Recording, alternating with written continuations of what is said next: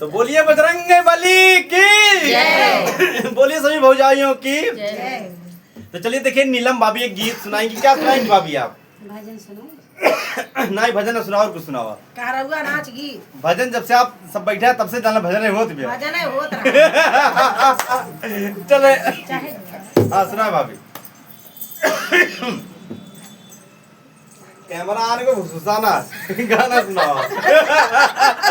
हमके गाड़िया पे घुमाई दा हमारे बारे वाला हमके गाड़िया पे घुमाई दा हमारे बारे वाला हमके गाड़िया पे घुमाई दा हमारे बारे वाला हमके गाड़िया पे घुमाई दा हमारे बारे वाला गाड़ी चला जा का जोर हमारे नैया रे के मोर गाड़ी चला जा का जोर हमारे नैया रे के मोर गाड़ी चला जा का जोर हमारे नैया रे के मोर गाड़ी चला जा का जोर हमारे नैया रे के मोर हमारे अम्मा बाबू से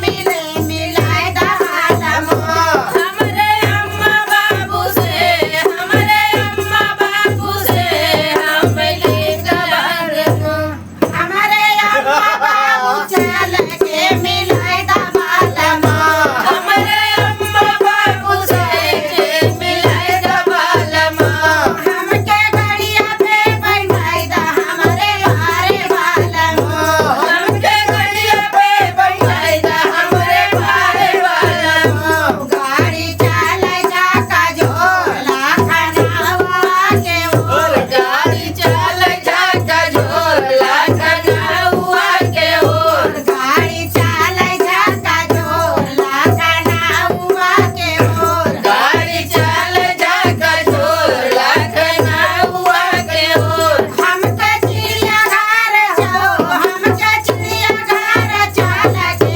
देखाई दा वालम हमके चिड़ियाघर हमके चिड़ियाघर चला के देखाई दा वालम हमके चिड़ियाघर चला के देखाई दा वालम हमके चिड़ियाघर चला के देखाई दा वालम हमके गड़िया पे घुमाई दा हमारे बारे वालम हमके गड़िया पे घुमाई दा हमारे बारे वालम गाड़ी चला जा का जोर हमारे सासुर के ओर गाड़ी चला जा का जोर हमारे सासुर के ओर गाड़ी चला जा का जोर हमारे सासुर के ओर गाड़ी चला जा का जोर हमारे सासुर के ओर हम अकबरपुर बाजारिया घुमाई दा वालम हम अकबरपुर बाजारिया